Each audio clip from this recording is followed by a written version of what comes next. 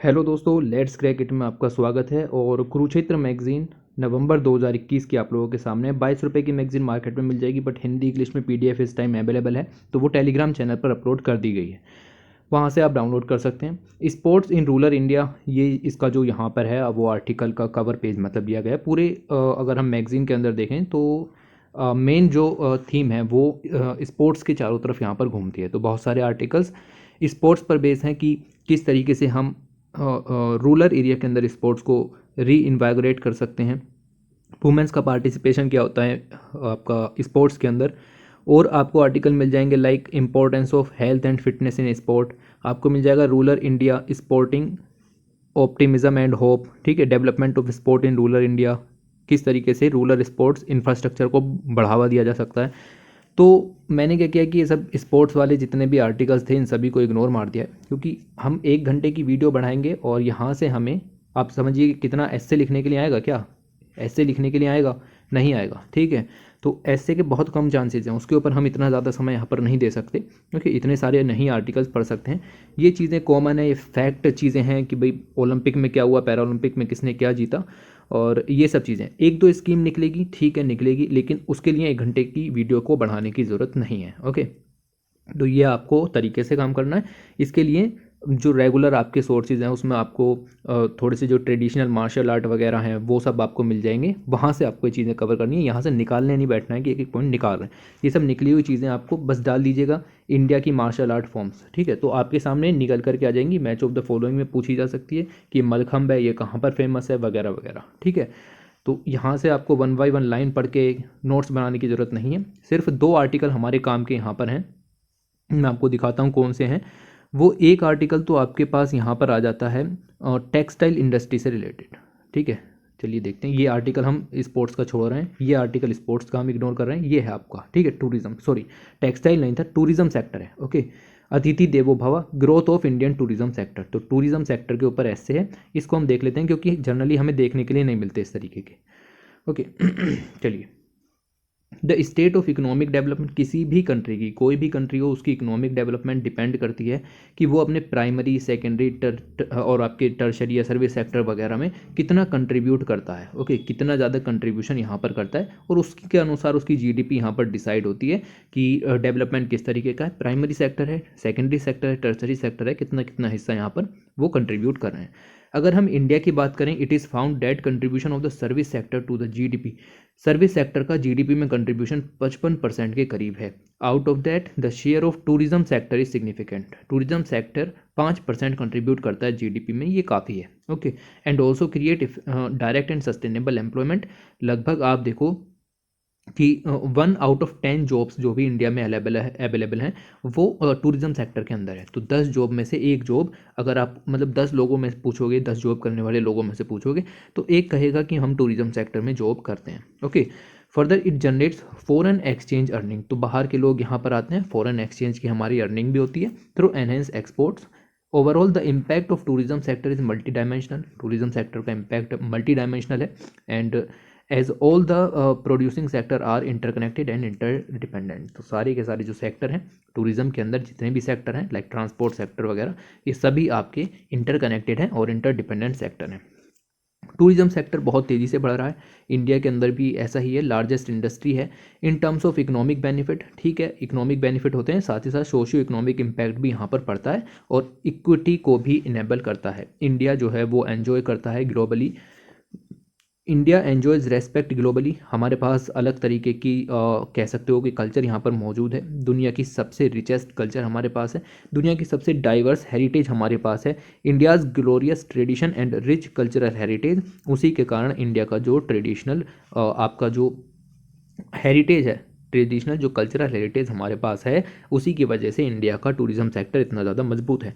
India को tourist paradise कहा जाता है, क्योंकि यहाँ की जो फ्लोरा है, यहाँ की जो फोना है, आर्किटेक्चरल मॉन्यूमेंट है, म्यूज़िक है, पेंटिंग है, आर्ट है, क्राफ्ट है, डांस है, डिफरेंट कल्चर और लैंग्वेजेस, कस्टम, ट्रेडिशन, बहुत सारे फेस्टिवल्स हैं, ये किसी और कंट्री में आपको नहीं मिलेंगे, किसी और दुनिया की, जो कि इंडिया के अंदर है, क्योंकि बहुत पुराना इतिहास है हमारा। Okay, A myriad of the cultural expression can be experienced when tourists travel across the India। जब आप वही डाइवर्सिटी वाली बात आ जाती है, जब एक टूरिस्ट जो है यहाँ पर पूरा घूमना शुरू करेगा तो अलग अलग जगह पर उसको अलग अलग चीज़ें मिलेंगी, कल्चरली रिच इंडियंस आपको मिलेंगे, और इसी की वजह से आपका इंडिया का जो टूरिज़्म है उसकी बेड रॉक यहाँ पर बना हुआ है, डाइवर्स जो आपका नेचर है कंट्री का। ओके, ये चीज़ देखिए। फिर आ जाता है importance of tourism sector in India. जैसा कि अभी बताया कि जीडीपी में अच्छा खासा कंट्रीब्यूट करता है, तो कंजम्पशन ओरिएंटेड इकोनॉमिक सेक्टर है, क्रिएट करता है a great deal of demand for work and hence provide both direct employment भी मिलता है और यहाँ से within the tourism sector,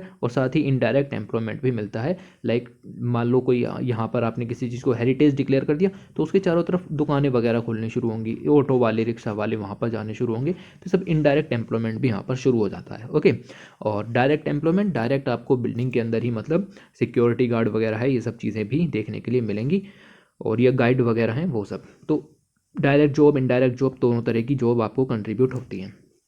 tourism sector help करता है कंट्री को in correcting the balance of payment deficit through the generation of foreign exchange earning. बाहर के लोग इंडिया में आएंगे तो ऑब्वियस सी बात है वो अपने देश की करेंसी लेकर के आएंगे, जिससे हमारा जो फॉरेक्स एक्सचेंज रिजर्व है, जो हमारा फॉरेक्स रिजर्व है, वो भी यहाँ पर बढ़ोतरी देखने के लिए मिलेगी। साथ ही साथ दूसरी कंट्री के द्वारा जो डेफिसिट हमारा यहाँ पर है, हमारी कंट्री के लोग वहाँ कम जाते हैं, दूसरी कंट्री के लोग हमारे यहाँ पर ज़्यादा आते हैं, तो हमारा जो डेफिसिट है वो भी यहाँ पर कुछ हद तक कम किया जा सकता है। ओके, तो लिखिएगा इस पॉइंट को, है ना, जब आप लिख रहे हैं कि इंपॉर्टेंस ऑफ टूरिज्म, तो इग्नोर नहीं मारना है कि छोटा पॉइंट है या फिर इस तरीके का पॉइंट है। It contribute significantly to our economic growth, ये तो हम डिस्कस कर ही रहे हैं। एम्प्लॉयमेंट और revenue generation of the economy, ये तो कॉमन चीज़ हमने देख ली।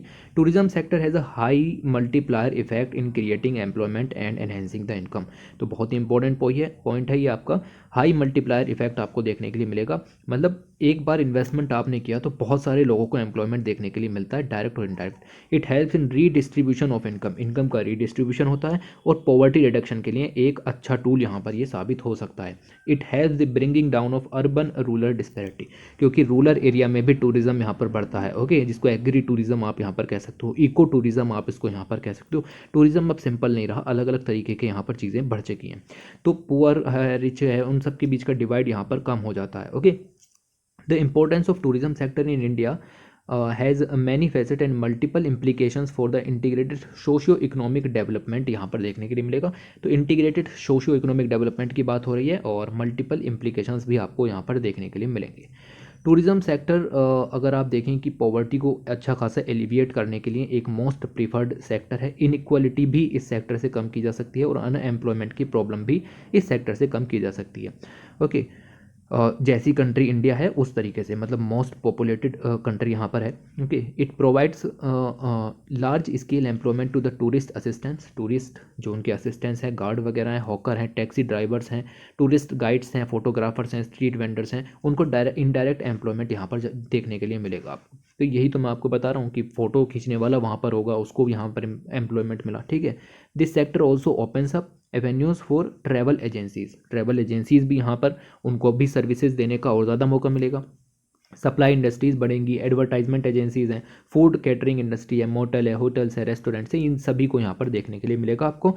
साथ ही साथ जो टूरिस्ट यहाँ पर आएंगे उनकी डिमांड के हिसाब से नई बिल्डिंग्स, नए होटल्स, मोटर्स, गेस्ट हाउस वगैरह यहाँ पर खुलेंगे, और उसके चलते जब वो खुलेंगे तो workers, engineers, carpenters, painters, plumbers, ETC को भी यहाँ पर वर्क मिलेगा। तो ये जो यहाँ पर लिखा है कि एक काम करने से क्या क्या काम होंगे, दिस कॉल्ड मल्टीप्लायर इफेक्ट। ठीक है, तो ये जो टर्म था कि tourism sector has a high multiplier effect, इसका मतलब यही होता है। ओके, तो scope and range of employment हमने देखा कि कितनी ज़्यादा जो मल्टी फेज्ड है इन नेचर, कितनी अंत तक यहाँ पर हमने सोचने की कोशिश की। Okay, it provides opportunities to all categories, हर एक एज के आदमी के लिए कुछ ना कुछ काम आपको मिलेगा, चाहे वो यंग हो, ओल्ड हो, एजुकेटेड हो, अनएजुकेटेड हो, मेल हो, फीमेल हो। तो इसका मतलब है कि जो इनइक्वालिटी की हम बात शुरू से करते हुए आ रहे हैं कि इनइक्वालिटी को भी कम किया जा सकता है, वो इस तरीके की बात यहाँ पर चल रही है। Okay, it being a labour intensive industry, एक लेबर इंटेंसिव इंडस्ट्री है, can employ large number of people, large number of people यहाँ पर एम्प्लॉय किए जा सकते हैं, specially migrants from the agriculture sector. अभी क्या है कि रूरल एरिया में एग्रीकल्चर से शिफ्ट यहाँ पर हो रहा है सर्विस सेक्टर की तरफ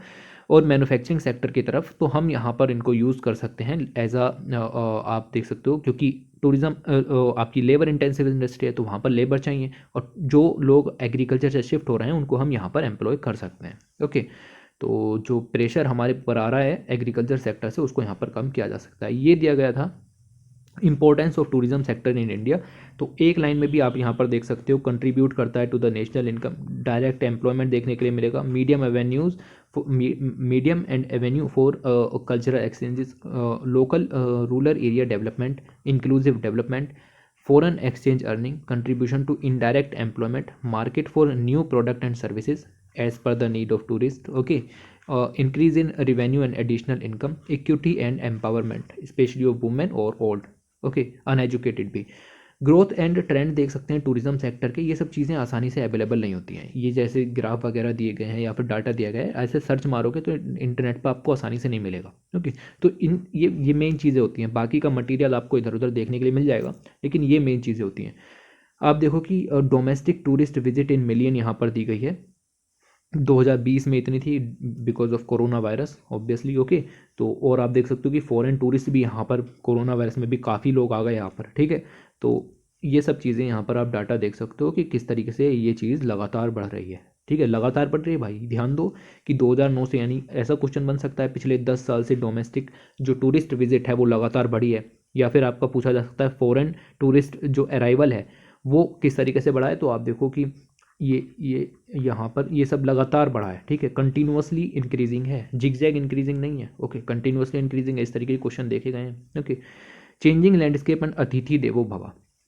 फिर आपका आ जाता है ministry of tourism, government of India. इन्होंने एक प्रोग्राम लॉन्च किया था, सोशल अवेयरनेस कैंपेन था जो कि 2005 में लॉन्च किया गया था।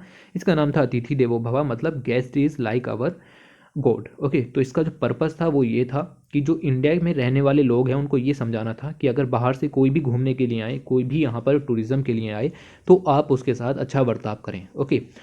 The very purpose of the drive is to extend and ensure good behavior towards the tourist and make their stay and visit happy, and further to motivate the members of the community to demonstrate generous behavior during the visitors stay। तो जब तक वो visitor India के अंदर रहे, आप उसका जो है अपना मतलब अपना जो बिहेवियर है वो उसके अगेंस्ट, उसके प्रति अच्छा रखें, ओके। तो ये चीज़ आपको देखनी है। हैंस अतिथि देवो भव in real sense, good experience आपको कराना है, गुड बिहेवियर आपको रखना है टुवर्ड्स टूरिस्ट, और इम्प्रूव करने अपने रिलेशन इंडिया के सभी लोगों के, प्लस आपका जो टूरिस्ट यहाँ पर आया उसके साथ रिलेशंस अच्छे बना करके रखने हैं, ओके।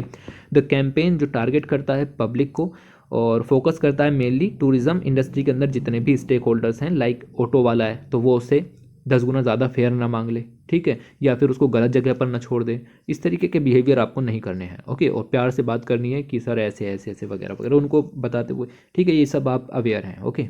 तो ये सब चीज़ें आपको ध्यान रखनी है और इस स्कीम का इतना इंपॉर्टेंस है। फिर एक आता है स्वान एनालिसिस। स्वान की फुल फॉर्म है strength, weakness, achievement and next step, okay. तो ये SWAN स्वान एनालिसिस यहाँ पर किया जाता है for tourism sector in India. Contribution of tourism sector to our employment हमने देखा कि कितना ज़्यादा है।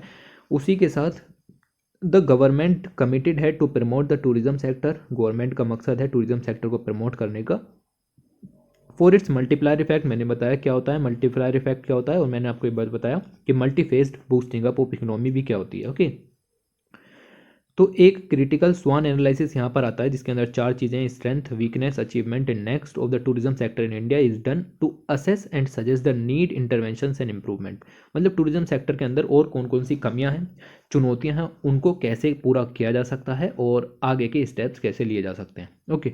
ये चीज़ यहाँ पर। अब पहले थोड़ा सा इस स्वान एनालिसिस को अगर हम देखें तो लिखा हुआ है स्वान analysis for the tourism sector in India. तो कौन कौन सी स्ट्रेंथ हमारे पास यहाँ पर है, ओके।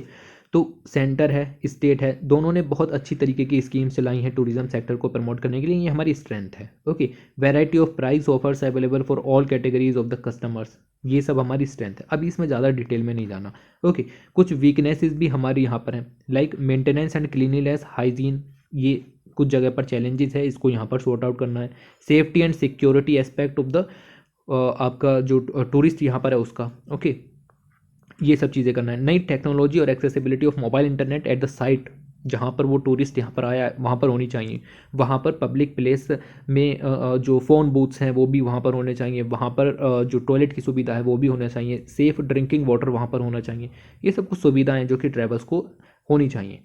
एट टाइम जो रेसिडेंट होते हैं या फिर आपके जो लोकल रेसिडेंट वहाँ पर होते हैं वो टूरिस्ट को एक्सप्लॉइट करने का काम करते हैं, मतलब ज़्यादा पैसे वगैरह लेने का काम, या फिर उनको धोखाधड़ी करप्शन वगैरह का काम, चीटिंग आप कर सकते हो या अनरूली बिहेवियर। तो उन वो सब हमारे पास चैलेंजेस यहाँ पर हैं। अचीवमेंट्स क्या क्या हैं इंडिया की और हमें आगे क्या क्या स्टेप्स लेने हैं। तो अचीवमेंट्स हैं, इंडिया एक डाइवर्स क्लाइमेट, वेदर और टूरिस्ट डेस्टिनेशन है, और हर सीज़न में हमारे यहाँ जो है वो टूरिस्ट देखने के लिए मिलते हैं। There is a tremendous progress achieving in attracting and promoting tourism in some destination where income in local people increase। तो इससे क्या है कि टूरिज़्म यहाँ पर जैसे बढ़ा तो लोकल जो पीपल हैं उनकी जो इनकम है वो इंक्रीज़ होती है, एम्प्लॉयमेंट एनहेंस होता है।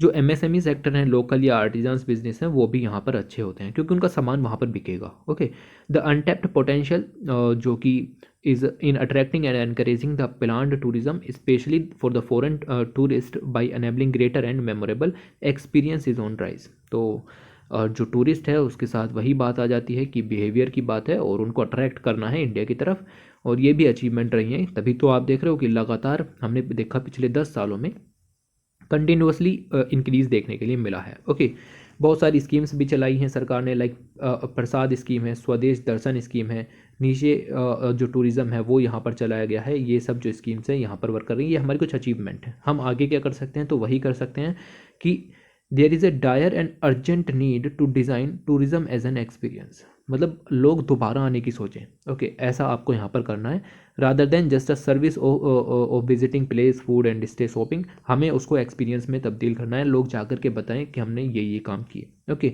मार्केटिंग है, स्ट्रेटजाइजिंग है, ब्रांडिंग है। जो ऐसे टूरिस्ट डेस्टिनेशंस हैं उनकी ब्रांडिंग भी यहाँ पर की जानी चाहिए, और उसमें जो पब्लिक प्राइवेट पार्टनरशिप है उसका यहाँ पर मॉडल अपनाना चाहिए, और जो लोकल रेसिडेंट की एक्सप्लॉयटेटिव नेचर है उसको भी एड्रेस करना चाहिए। ओके, ये सुझाव हैं, ये पूछे जा सकते हैं। ठीक है, एट टाइम्स द लोकल या रीजनल हेरिटेज वो जो है वो is getting lost एमिड man made tourist attraction. जो मैन मेड टूरिस्ट अट्रैक्शन है उसकी वजह से जो नेचुरल आपके अट्रैक्शन है वो यहाँ पर धीरे धीरे ख़त्म होते चले जा रहे हैं। दिस मस्ट, उसको हमें एड्रेस करना होगा, और जो हमारी नेशनल हेरिटेज है उसको बचाना होगा, साथ ही साथ जो नेचुरल हेरिटेज है उसकी सबसे पहले रक्षा करनी होगी। Okay, in some places the local politicians tensions and और टेररिज्म या कम्युनल रायट्स। ठीक है, अब कम्युनल रायट्स हैं या फिर पॉलिटिकल टेंशंस हैं, उसकी वजह से टूरिस्ट अफेक्ट होते हैं, तो उन सभी को यहाँ पर हमें सॉर्ट आउट करना पड़ेगा। An integrated and holistic approach adopt करनी पड़ेगी by central and state government along with private player, जैसा कि हमने बात की कि पीपीपी मॉडल की बात हो रही है। Okay, so that rich heritage है, डाइवर्स कल्चर है, उसका फुल पोटेंशियल हम यहाँ पर उभार सके, उसको प्रिजर्व कर सके, प्रोटेक्ट कर सके और नर्चर कर सके। ठीक है जी, ये चीज़ आपको यहाँ पर ध्यान में रखनी है। 2 स्कीम्स हैं, प्रसाद स्कीम, स्वदेश दर्शन स्कीम, ये स्कीम काफ़ी इंपॉर्टेंट हो गई हैं, और एक स्कीम और है हृदय स्कीम है। ये सब जो स्कीम है वो आपकी टूरिज़्म को बढ़ाने के लिए। स्कीम्स बहुत आसान होती हैं, एक सर्च मारो कहीं पर भी मिल जाती हैं। फिलहाल यहाँ लिखी हुई नहीं है इतनी ज़्यादा, तो हम बेवजह नहीं देखने की कोशिश करेंगे।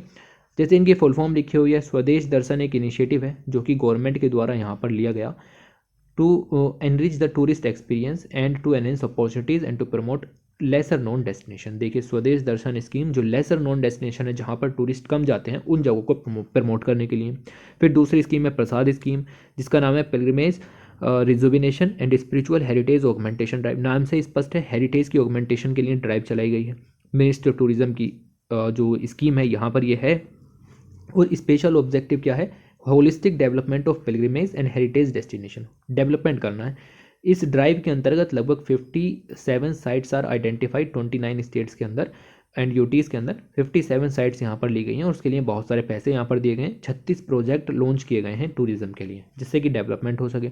अदर स्कीम्स भी आ जाती हैं, like central agencies for tourism infrastructure development है, gap scheme for revenue generation, tourism program है, capacity building for service provider है, डोमेस्टिक प्रमोशन एंड पब। ये सब याद भी नहीं रहेंगे, ना ही करनी है। ओके, अपनी तरफ से बना के भी लिख सकते हो। बे फॉरवर्ड यही है कि जो टूरिस्ट हैं, बे फॉरवर्ड में क्या लिखोगे भाई, जो कमियां हैं उनके लिए क्या आप नेक्स्ट स्टेप अपना सकते हो वो लिखोगे।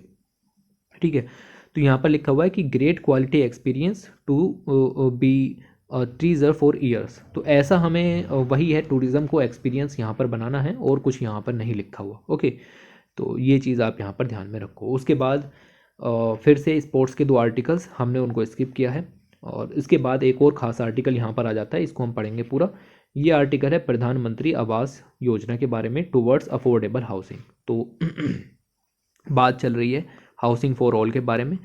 तो सभी को घर प्रोवाइड कराना, और कैसा, पक्का हाउस प्रोवाइड कराना है, कच्चा घर प्रोवाइड नहीं कराना, ठीक है। तो ये टर्म्स लिखनी है पेपर में, ठीक है। ये ऐसा मत लिखो कंक्रीट हाउस मत लिखो, ऐसा लिखो पक्का हाउस, क्योंकि सरकार ऐसा लिख रही है अपनी पॉलिसीज़ के अंदर। इंग्लिश में भी आप पूरा ऐसे लिख रहे हो तो आप उसमें पक्का हाउस लिखो, कंक्रीट हाउस मत लिखो, ठीक है। क्योंकि ये पक्का हाउस इसलिए दिखाया जाता है क्योंकि लोगों को पता रहे कि हम क्या प्रोवाइड करा रहे हैं। और जब आप लिख रहे हो कच्चे से पक्का तो कच्चा लिखो, ठीक है, ना कि आप उसको कुछ अलग तरीके से। ओके, तो कच्चा हिंदी का वर्ड इंग्लिश में बना करके आपको यहाँ पर लिखना है। तो ये कुछ ऐसे वर्ड होते हैं, ओके, तो ये सब आपको यहाँ पर लिखने होंगे। पक्का house, house for all, okay, 2022 तक हमें प्रोवाइड कराना है। और ये आवास योजना यहाँ पर चल रही थी। देखते हैं कि क्या क्या चीज़ें यहाँ पर दी गई हैं। अफोर्डेबल हाउसिंग सभी के लिए ज़रूरी है भाई। अफोर्डेबल हाउसिंग का मतलब यही है कि जो हाउस है उसकी अंदर जो बेसिक नीड्स होनी चाहिए, लाइक पानी की पूरी सुविधा हाउस के अंदर होनी चाहिए, लाइटनिंग की सुविधा यहाँ पर होनी चाहिए, वो सभी चीज़ें हमें अफोर्डेबल प्राइसेस में यहाँ पर अवेलेबल हो जाएं। बेसिक जो सुविधाएं हैं वो हाउस के अंदर यहाँ पर हों, जो according to the income and resources. Okay, तो ये चीज़ आपको देखनी कि अफोर्डेबल हाउसेज के अंदर आता क्या है। Okay, decent housing was the universal accepted as one of the basic need of individual. एक इंडिविजुअल के पास एक अपना घर, हाउस जो है वो यहाँ पर होना चाहिए, उसके अंदर एक फैमिली, उसके अंदर एक एनवायरनमेंट यहाँ पर क्रिएट होना चाहिए। इंडिया जो है वो सेकंड मोस्ट पॉपुलस नेशन है वर्ल्ड का। और in this light the question of providing affordable housing ये बहुत ज़्यादा इंपॉर्टेंट हो जाता है, सभी लोगों के पास घर हो, ये चीज़। तो प्रधानमंत्री जो आवास योजना है, मिशन है ये, इसका एम है कि ये जो प्रॉब्लम यहाँ पर है कि हाउस की बहुत ज़्यादा शॉर्टेज है, इसको यहाँ पर कम करने के लिए प्रोग्राम इन ऑर्गेनाइज और प्लान्ड मैनर यहाँ पर चलाया गया था। अगर हम अभी की बात करें रिसेंट पास्ट की, तो गवर्नमेंट ने बहुत सारे यहाँ पर मेजर्स लिए हैं। प्रोवाइडिंग लैंड, ज़मीन आपको प्रोवाइड की जा रही है। गिविंग आउट सब्सिडीज़, मतलब जिन लोगों को सब्सिडीज़ की ज़रूरत नहीं है उन लोगों को सब्सिडी नहीं दी जा रही है, और जिनको ज़रूरत है उनको दी जा रही है। Incentives along with involvement of the private sector, क्योंकि प्राइवेट सेक्टर ये जो हाउसेज वगैरह का कंस्ट्रक्शन यहाँ पर करेगा, ओके, तो पीपीपी मॉडल पर ये आधारित है भाई, पूरा याद रखना इस चीज़ को, ठीक है। तो ये चीज़ हो गई। Have acted as a catalyst in narrowing down the existing gap between demand and supply. तो डिमांड एंड सप्लाई के बीच का जो गैप है उसको आपको यहाँ पर कम करना है, ठीक है। तो साफ साफ यहाँ पर लिखा हुआ है कि हमें जो है वो अपने टेक्निकल सॉल्यूशंस भी इम्प्रूव करने पड़ेंगे, ठीक। और अगर आप देखें तो resulting in the financially viable project, और ऐसे प्रोजेक्ट तैयार करने हैं जो कि फाइनेंशियली जो वायबल हैं वैसे होने चाहिए। ओके, उसके बाद अफोर्डेबल हाउसिंग क्या होता है उसकी डेफिनेशन दी गई है। सिंपल डेफिनेशन याद रखो, सफिशिएंट है, ओके। तो अफोर्डेबल हाउसिंग के अंदर इंक्लूड किया प्रधानमंत्री जी ने प्रधानमंत्री आवास योजना, यहाँ पर रूरल और अर्बन दोनों तरीके के क्षेत्रों में यहाँ पर चलाई जा रही है प्रधानमंत्री आवास योजना। रूरल भी है और अर्बन भी है, यानी ग्रामीण भी है, okay. It includes in Setu rehabilitation of existing slum dwellers, जो लोग स्लम्स में रहते हैं उन सभी को रिहेबिलिटेट करना है। Using land as a resource through private participation, जैसा कि बताया जा रहा है बार बार। Credit linked subsidies for economically weaker section या low income groups, okay. Affordable housing in partnership with private और public sector including parastatal agencies, subsidies for beneficiaries let individual house construction enhancement individual of economically जो weaker section है। तो ये सब बातें आपको ध्यान रखनी है कि इकोनॉमिकली वीकर सेक्शन है तो इनको क्रेडिट यहाँ पर दिया जा रहा है, और जो लोग स्लम्स में रहते हैं उनका रिहेबिलिटेशन यहाँ पर किया जा रहा है।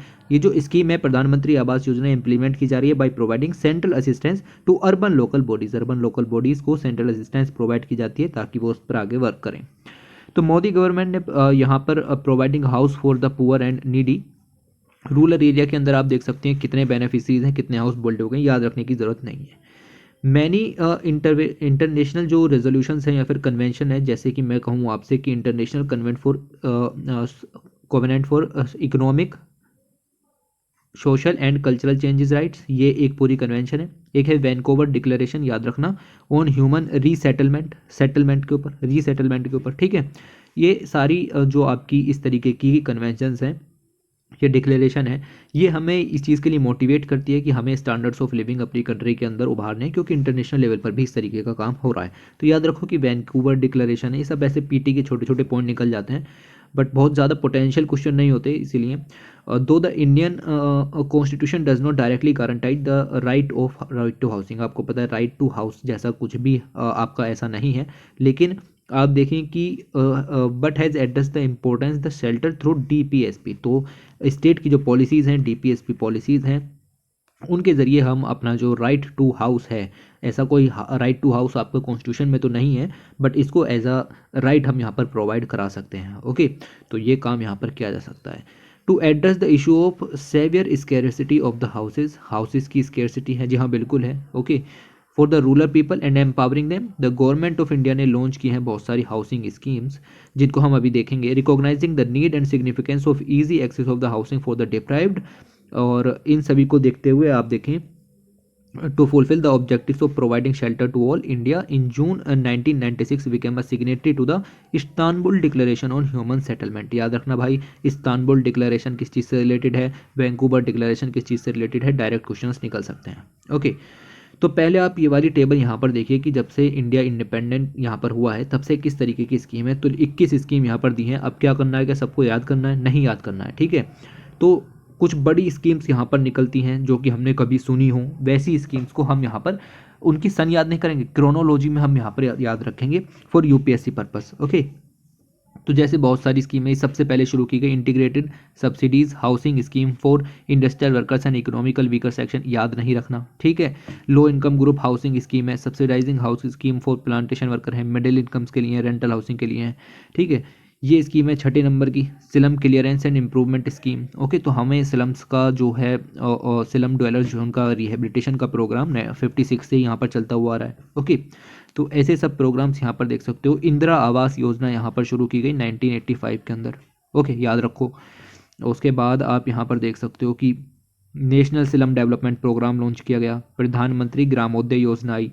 ओके, प्रधानमंत्री आदर्श ग्राम योजना, राजीव आवास योजना नहीं पढ़नी, ये है आपकी प्रधानमंत्री आवास योजना हाउसिंग फॉर ऑल, 2015 में लॉन्च की गई, और इसके बारे में देखते हैं। ये रहे तो प्रधानमंत्री आवास योजना ग्रामीण हाउसिंग फॉर ऑल 2022 तक सभी को घर प्रोवाइड कराना है। Restructure and transform the Indira Awas Yojana into प्रधानमंत्री आवास ग्रामीण योजना। तो ऐसी बहुत सारी पहली स्कीम्स यहाँ पर चलती होंगी छोटी छोटी, जिनको हमने मर्ज करके जो है ये आपका अम्ब्रेला स्कीम यहाँ पर शुरू की है। ओके, तो जो गैप रह गए थे आपके इंदिरा आवास योजना में या पिछली योजनाओं में, उन सभी को हमने यहाँ पर पूरा किया। ऐसा सब गैप जो है वो दिखाए गए कैग की रिपोर्ट्स के अंदर कि ये गैप हैं, ये चीज़ें सॉर्ट आउट करने चाहिए। तो उन सभी प्रोग्राम्स को हमने मिला करके लॉन्च किया प्रधानमंत्री आवास योजना। पाइप्ड ड्रिंकिंग वाटर हो, वेस्ट हो, इलेक्ट्रिसिटी हो कनेक्शन हो, या फिर आपका LPG कनेक्शन हो, ये सब प्रोवाइड कराने के लिए यहाँ पर काम करना शुरू किया गया। ओके, कुल मिला के आप देखो कि जितने भी होमलेस हैं या फिर those house holds living in कच्चा हाउस, तो देख रहे हो इन्होंने वर्ड क्या लिखा है, इन्होंने लिखा कच्चा हाउस। ओके, तो ऐसे ही वर्ड आपको भी यहाँ पर लिखने हैं। एंड तो उनको 2022 तक क्या करना है, पक्का हाउस यहाँ पर प्रोवाइड कराना है। Ministry of rural development for proper and effective implementation of the programme and construction of quality houses has issued general guidelines. तो बहुत सारी मिनिस्ट्रीज यहाँ पर आपकी गाइडलाइंस जारी की हैं मिनिस्ट्री ऑफ रूरल डेवलपमेंट ने। बेनिफिशरीज जो हैं उनको प्रोवाइड की जाएगी यूनिट असेसमेंट, एक घर बनाने के लिए of 1.2 lakh for plain area and 1.3 lakh for hilly area, ये सब उनको प्रोवाइड किया जाएगा। डिफ़िकल्ट या फिर अगर ऐसे कोई एरियाज़ हैं, हिली एरियाज़ या डिफ़िकल्ट टेरेंस है, तो वहाँ पर ये सब चीज़ें प्रोवाइड की जाएंगी। Apart from the unit assistance they provide the option to availing institutional finance. अब 70,000 रुपये तक का इंस्टीट्यूशनल जो फाइनेंस है वो भी यहाँ पर जो है वो अलाउ करने की बात की गई है। और 90 से 95 दिन का employment under the Mahatma Gandhi national rural employment guarantee scheme MNREGA के अंदर भी दिया गया है। और 12,000 रुपये का जो कंस्ट्रक्टिंग टॉयलेट का काम है वो स्वच्छ भारत मिशन के अंदर इनको दिया जाएगा। ओके, कहने का मतलब ये है कि आप देखो 1.20 लाख रुपीज़ तो आपने दे दिए, उसके बाद अगर वहाँ पर टॉयलेट बननी है तो उसके अंदर आपको 12,000 रुपये और दिए जाएंगे स्वच्छ भारत मिशन के नाम पर। उसके बाद अगर आप कोई और कंस्ट्रक्शन कराना चाह रहे हो तो मनरेगा के वर्कर से कंस्ट्रक्शन कराइए, 70,000 रुपये और दिए जाएंगे। इस तरीके की चीज़ें यहाँ पर चलती रहती हैं। ओके, ये सब याद रखो। With the aim of addressing gap in rural housing and providing house for all by 2022, the earlier Indira Awas Yojana को रिस्ट्रक्चर किया गया। प्रधानमंत्री आवास योजना ग्रामीण में 1 अप्रैल 2016 से इफेक्टिव है और 2 फेजेज में यहाँ पर चलाई गई। फेज़ 1 जो है वो एम था एट प्रोवाइडिंग पक्का house to 1 crore household, 1 crore household को यहाँ पर घर प्रोवाइड करने थे। फेज़ 2 के अंदर हमने इसको बढ़ा करके कर दिया टारगेट को 1.95, लगभग 2 करोड़ जो हाउसेज हैं वो यहाँ पर हमने प्रोवाइड कर दिया है। टारगेट कितना कंप्लीट हुआ वो यहाँ पर दिया हुआ है, कुछ अमाउंट भी यहाँ पर दिया गया है कि बजट के अंदर से कितना अमाउंट दिया जाता है वगैरह वगैरह चीज़ें। आप देख सकते हो कि ये जो स्कीम है उसमें सेंट्रल और गवर्नमेंट का अलग अलग हिस्सा यहाँ पर जाता है, लगभग 60-40 का रेशियो है, अलग अलग जगह के हिसाब से 90-10 का रेशियो भी यहाँ पर बनता है। ओके, तो ऐसा सब चीज़ें यहाँ पर आपको मिल जाएंगी। उसके बाद इतना ज़्यादा डिटेल में नहीं जाना कि कितने स्क्वायर मीटर और कितने उसका घर आपको मिलेगा और वगैरह वगैरह चीज़ें। ओके, और ना ही यहाँ पर जाना है कि कौन कौन सी फिजिकल असिस्टेंस देखने के लिए मिलेंगी घर के अंदर। वेरियस गवर्नमेंट रिफॉर्म्स हैं, जैसे डीबीटी है, डायरेक्ट बेनिफिट ट्रांसफ़र है, ई मॉनिटरिंग है, लाइक आवास सॉफ्टवेयर इन्होंने यहाँ पर तैयार किया है, ये ऐप है जो कि इन सब के मतलब प्रधानमंत्री आवास योजना के अंदर कितने घर बने, कितने बनने चाहिए वगैरह वगैरह चीज़ों को इस पोर्टल पर आप जाकर के देख सकते हो। ओके, तो ये सारे काम भी चल रहे हैं। सिलेक्शन ऑफ बेनिफिशरीज किस तरीके से होगा, तो सिलेक्शन ऑफ बेनिफिशरीज जो है वो सोशियो इकोनॉमिक कास्ट सेंसस का डाटा 2011 वाला यहाँ पर उठाया जाएगा और उसके अंदर से ये सब काम किए जाएंगे। ओके, तो डाटा याद रखो कौन सा यूज़ किया जा रहा है, हाउस का क्या टारगेट था, कितने हाउस सैंक्शन हो गए, कितने कंप्लीट हो गए, और ओवरऑल कंप्लीट सैंक्शन भी यहाँ पर दिखाए गए हैं। तो ये दिया गया है, सब नहीं पढ़ना बट समझो काम चल रहा है। Okay, challenges and potential to Pradhan Mantri Awas Yojana ग्रामीण। तो अब यहाँ पर आपको क्या देखना है कि बहुत सारी प्रॉब्लम्स यहाँ पर रह जाती हैं। It is vital that certain critical issues जो कि हमारे यहाँ हाउसिंग कंस्ट्रक्शन के लिए यहाँ पर आ रहे हैं, जैसे कि डिमांड साइड में है critical issues like identification of the right client, तो जो आपका बाकायदा जिसको हाउस चाहिए उसको मिलना चाहिए पहली बात तो। Increasing reach through micro मोर्टेज financial mechanism and self help groups का भी यहाँ पर इंपॉर्टेंस बढ़ाना चाहिए। फ्लेक्सिबल पेइंग मैकेनिज्म होना चाहिए ताकि जो to cater to variable income flows. On the supply side जो आपकी इंसेंटिवाइजिंग थ्रू पॉलिसीज़ देखिए, सप्लाई साइड का मतलब यहाँ पर क्या हो गया कि घर बनाने के लिए जो भी सप्लाई यहाँ पर आएगी वो सप्लाई साइड हो गई। दूसरी साइड डिमांड साइड, मतलब लोग किन लोगों को चीज़ें चाहिए वो यहाँ पर डिमांड क्रिएट करेंगे। ओके, तो वो चीज़ आप यहाँ पर देखो कि सप्लाई साइड है तो वहाँ पर हम मदद कर सकते हैं लोगों की। और ensuring adequate availability of land आपके पास होनी चाहिए। ओके, लैंड रिकॉर्ड्स होने चाहिए। ओके, तो ये सब चीज़ें हैं, वैसे इतना डिटेल जाने की ज़रूरत नहीं है। चैलेंजेस और ये सब प्रॉब्लम जो हैं आप वही लिख सकते हो जो गवर्नेंस में लिखते हो, हर बार नई चीज़ें पढ़ने की ज़रूरत भी नहीं होती। ओके, बट दी गई हैं तो हम पढ़ लेते हैं, बट हर बार ज़रूरत नहीं होती। ऑलराइट, तो सक्सेस ये सब चैलेंजेस यहाँ पर आप देखो क्या क्या चैलेंजेस लिखोगे आप यहाँ पर कि जो आपकी करप्शन वगैरह है ये सब चीज़ें यहाँ पर ख़त्म होनी चाहिए in the middle. Right beneficiary का चूज़ यहाँ पर होना चाहिए, हालांकि हम जो सोशो इकोनॉमिक कास्ट सेंसस है उसको यूज़ कर रहे हैं, हमें अपने टारगेट्स को थोड़ा सा और बढ़ा सकते हैं। पेस यहाँ पर जो है वो हम यहाँ पर बढ़ा सकते हैं, स्कीम की जो पेस है वो हम यहाँ पर बढ़ा सकते हैं।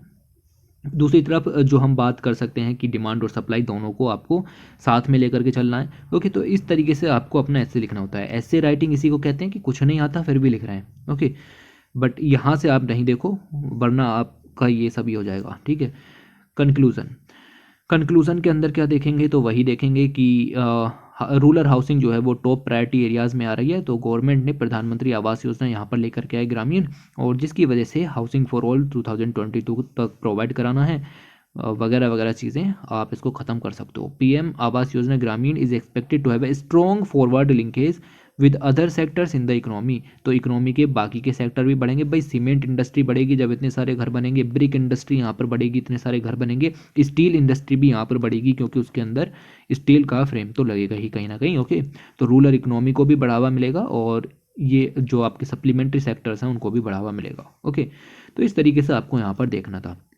अच्छा, टोटल हमें इतना ही पढ़ना था इस मैगजीन से, दोनों आर्टिकल्स हमारे ये सब काम के थे। ओके, और इन दोनों आर्टिकल्स के अलावा एक तो हमने पढ़ लिया ये प्रधानमंत्री आवास योजना वाला। ओके, और दूसरा हमने जो यहाँ पर आर्टिकल पढ़ा वो टूरिज्म सेक्टर का पढ़ लिया। ओके, बाकी इस जो स्पोर्ट्स के आर्टिकल हैं वो सारे के सारे आपको इग्नोर मारने, टाइम वेस्ट नहीं करना। ओके, चलिए फिर वीडियो को एंड करते हैं क्योंकि लेंथ हमें इतनी रखनी है, बेफालतू 1 घंटे की नहीं बढ़ानी। चलिए, thanks for watching, take care.